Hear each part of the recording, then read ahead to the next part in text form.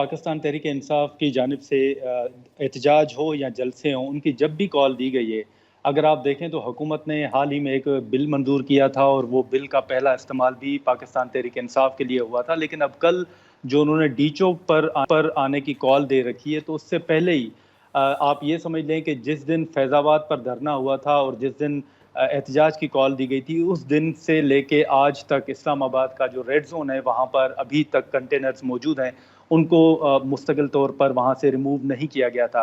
आज भी एक ही रास्ता था जो पार्लिमान और ख़ास रेड जोन में दाखिल होने के लिए, वो मारगला का ही खुला रखा था। यहाँ पर एक चीज़ अगर आप देखें तो जितना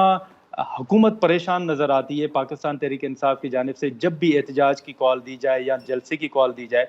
तो मैं ये कहूँगा कि जैसे उस दिन सुप्रीम कोर्ट के सामने वकला को एहतजाज करने की इजाज़त दी गई थी, आपने देखा कि मेरे नज़दीक जो मैंने देखा था वो तकरीबन 25 से 30 वकला थे। इसी तरह अगर हुकूमत इनको डी चौक पर पीटीआई को एहतजाज करने की इजाज़त दे, तो मेरा नहीं ख्याल कि पीटीआई इस वक्त इतना कोई पावर शो दिखा सकेगी, क्योंकि पीटीआई के अंदर बहुत से लोग ऐसे हैं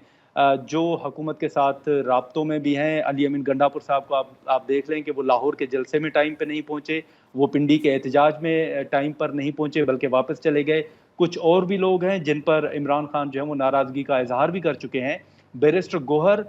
वो कभी भी हुकूमत के साथ कोई टसल नहीं चाहते। अगर कल भी पीटीआई को डी चौक पर एहतजाज की इजाज़त दी जाए,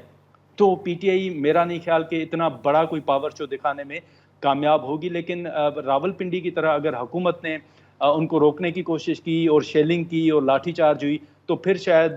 पीटीआई को उस एहतजाज को हुकूमत खुद ही कामयाब बना दे।